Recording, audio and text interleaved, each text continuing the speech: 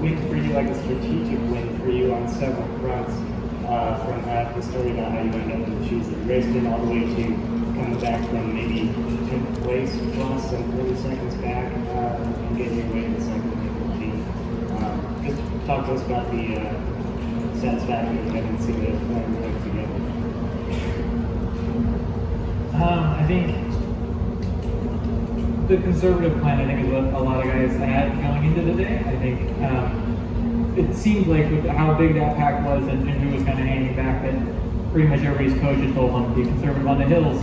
But then that big old gap opens up, and it's a very scary decision to let that distance open, because then you know you're going to have to close it, and you know you're going to have to close it in no man's land, running into a headwind with a very hilly race.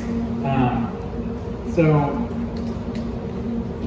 I don't know. I mean, kind of like Galen, and I'm sure pretty much everybody in this race, we all did a lot of practice on hillier courses, and I think one of the keys to Lee's training, Lee Troop, my coach, is we do a lot of pace change stuff. We do a lot of fartlek tempo type of things. So you're constantly changing pace, and a lot of it is on very hilly terrain.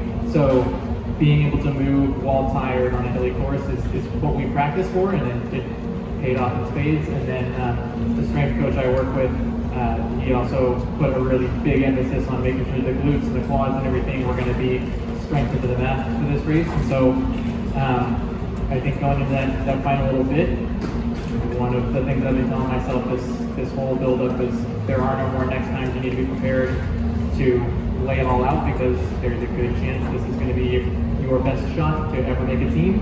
And so when I made that move, it was a no looking back.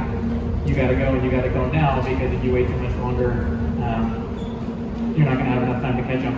And it is very, very gratifying to have it work out like this. You don't quite know that it will.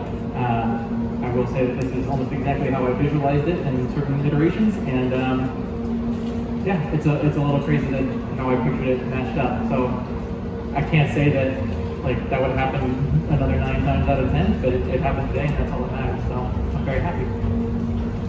Thank you. Hi, I'm Jade with CNN, and I have a question for all three of you. What are your and your coaches' concerns about the coronavirus currently in Asia, and how it might impact or cancel the games this summer? Do you have any sort of thoughts on that? I have a microphone in my hand. I will take that first. I